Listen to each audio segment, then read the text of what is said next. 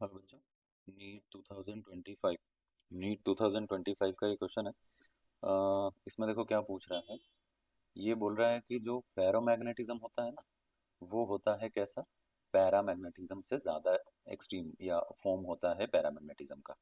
अब इसमें एक बार समझ के तो देखो ये फेरो होता कैसा है। देखो कुछ किसी पर्टिकुलर एक, आप ना बहुत बेसिक एग्जांपल ले लो आयरन का। उसको अपन चुंबक चिपका देते हैं ना, मैग्नेट। वो कैसे ऐसा होता है? जैसे आप एक किसी आयरन के अलावा सिक्के का एग्जांपल अगर ले लो, कोइन का। वो कोइन को कई बार आपने देखा होगा ना, तो क्या करते हैं अपन, अगर मैग्नेट पे स्टिक करते हैं, एक बार स्टिक किया फिर हटा दिया, फिर हटा दिया, फिर। अब ऐसा होता है कि उसको 5 6 7 बार रिपीटेटिवली अपन अगर उसको स्टिक करके हटाते हैं, तो एक बार ऐसा आता है कि एक बार अपन उसको मैग्नेट से हटा के आयरन पे चिपकाते तो भी चिपक जाता है वो ऐसा कई बार होता है। वो इसलिए होता है कि जो पार्टिकल्स होते हैं, आयरन या किसी पर्टिकुलर एक मेटल का एग्जांपल हम ले रहे हैं, तो उसके जो पार्टिकल्स होते हैं उनका अपना एक नेचर होता है। तो अब जैसे यहाँ पे जो अलग अलग नेचर हमको बताया जाता है, उसमें एक आता है फेरोमैग्नेटिज्म। ठीक है। तो जो फेरोमैग्नेटिज्म होता है ना, उसमें पार्टिकल्स का मूवमेंट होता है। वो होता है एक डायरेक्शन में। ऐसा जो पार्टिकल्स, अब यहाँ पे मैं जो टर्म यूज कर रहा हूँ वो पार्टिकल है, पर पार्टिकल की जगह वो उसमें डोमेन यूज करता है या ग्रेन्यूल्स यूज कर लेता है। और ऐसे अलग अलग वर्ड यूज होते हैं जो कि आपको यहाँ पे अगर इजीली नहीं समझ आते, तो आप इतना समझो कि जो किसी एक पर्टिकुलर मेटल के पार्टिकल्स का मूवमेंट जो है अगर एक ही डायरेक्शन में है, तो उनको उसके लिए वर्ड यूज करते हैं फेरोमैग्नेटिज्म। अब अगर आप यहाँ पे एंटी फेरो बोलोगे ना, तो एंटी फेरो भी एक होता है। और एंटी फेरो जो होता है, उसमें एंटी फेरोमैग्नेटिक, उसमें जो पार्टिकल्स हैं वो एक तरह से एक दूसरे के अपोजिट जाते हैं ऐसे। समझ पा रहे हैं? अब ऐसे ही एक पार्टिकल इधर तो एक इधर, एक इधर, ऐसा करके सबकी अपोजिट डायरेक्शन होती है। और एक दूसरे को एक तरह से कैंसिल ही कर देते हैं, ऐसा समझ लो।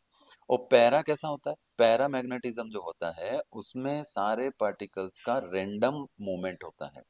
पैरा मैग्नेटिज्म जो होता है ना, उसमें ऐसा देखो, एक पार्टिकल इस डायरेक्शन में, दूसरा इस डायरेक्शन में, तो फिर दो पार्टिकल इस डायरेक्शन में, ऐसा करके फिर एक पार्टिकल इधर है, फिर दो पार्टिकल इस डायरेक्शन में होंगे। ऐसा। या हो सकता है कि इस बार दो पार्टिकल इधर डायरेक्शन में आ रहा है, फिर एक पार्टिकल उस डायरेक्शन में जा रहा है, फिर से दो पार्टिकल। तो ऐसा एक ये जो होता है नेचर, ये होता है क्या? पैरामैग्नेटिज्म। तो पैरा की जगह जो फेरो होता है वो ज्यादा इफेक्टिव होता है, या उसका पैरा का एक अच्छा फॉर्म होता है। तो पहला पॉइंट तो सही है बिल्कुल। तो सेकंड वाला चेक करते हैं। उसने बोला Cr2 प्लस और Nd3 प्लस में इक्वल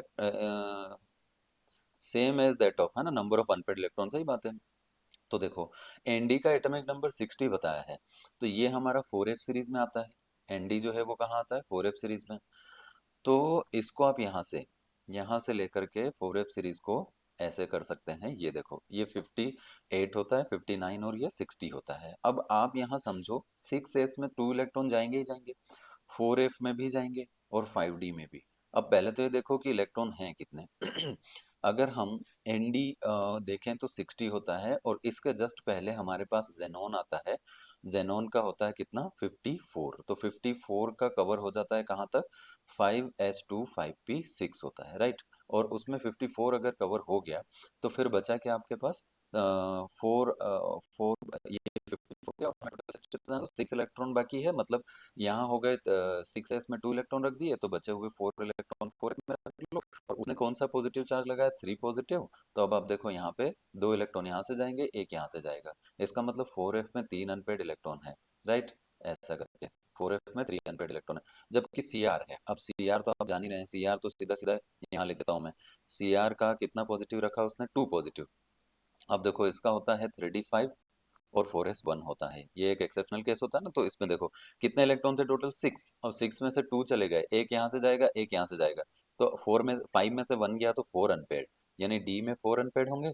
जबकि एफ, वो वहां वाला ऊपर देखो, वो केस जो बताया है उसमें 1 ही अनपेड होगा, मतलब 3 अनपेड होंगे। तो ये पहला वाला करेक्ट है, दूसरा वाला इनकरेक्ट है। तो आप यहाँ देख लो दो स्टेटमेंट में से, तो क्या आएगा बोलो? Statement 1 is correct and second is false, तो थर्ड ऑप्शन है। Thank you.